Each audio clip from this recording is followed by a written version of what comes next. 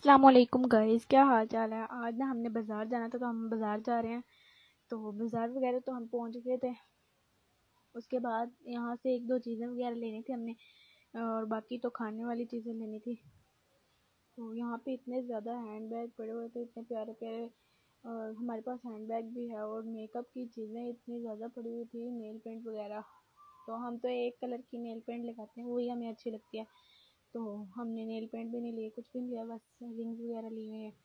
तो उसके बाद चीज़ें वगैरह बाकी दूसरी लेनी थी खाने की। तो हमने समोसे वगैरह लिए हैं, नान लिया आलू आलू वाले। उसके बाद यहाँ पे इतने ज़्यादा समोसे, पकोड़े और नान थे, तो हमने समोसे और नान वगैरह लिए हैं।